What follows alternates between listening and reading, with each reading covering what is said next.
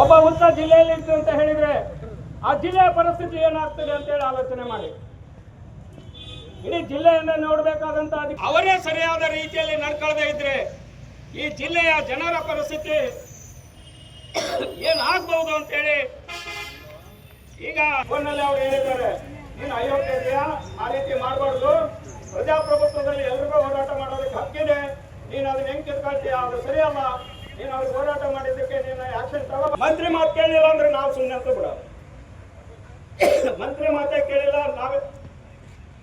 ನಾವೇ ಏನ್ ಮಾಡ್ಬೋದು, ನಮ್ಮ ಕೈಲಿ ಏನೂ ಆಗಲ್ಲ ಅಂತ ಹೇಳಿ ನೀವು ತಿಳ್ಕೊಂಡಿದ್ರೆ, ನಾನು ಆಗ್ಲೇ ಹೇಳಿದ್ದೀನಿ, ಈ ಕೆಂಪ ಕಲರ್ ಅರ್ಥ ಮಾಡ್ಕೊಂಡ್ರೆ ಒಳ್ಳೇದು. ಅದರಲ್ಲಿರುವಂತ ಜನ ಎಷ್ಟು ಡೇಂಜರ್ ಅದಾರ ಅಂತೇಳಿ, ಅದರಲ್ಲಿರುವ ನಾಯಕರು ಎಷ್ಟು ಡೇಂಜರ್ ಅದಾರ ಅಂತೇಳಿ, ಆ ಡೇಂಜರ್ ಅನ್ನ ಅರ್ಥ ಮಾಡ್ಕೊಳ್ಳಿಕ್ಕೆ ಆಗ್ಲಿಲ್ಲ ಅಂದ್ರೆ ಈ ಪೊಲೀಸರನ್ನ ನೀನು ಇಲ್ಲಿ ಅಡ್ಡ ನಿಂದಿರಿಸ್ಕೊಂಡು ನಾವಿವತ್ತು ಸಾಂಕೇತಿಕ ಪ್ರತಿಭಟನೆ ಮಾಡಕ್ ಬಂದ್ವಿ. ಒಳಗೆ ನೊಬ್ಬ ನೀನು ಹೊಡಿಬೇಕು, ನೀನು ಏನ್ ಮಾಡ್ಬೇಕು ಅಂತ ತೀರ್ಮಾನ ತಗೊಳ್ತಿದ್ವಿ. ಆದ್ರೆ ಇವತ್ತು ನಿನಗೆ ಎಚ್ಚರಿಕೆ ಕೊಡಕ್ ಬಂದ್ವಿ.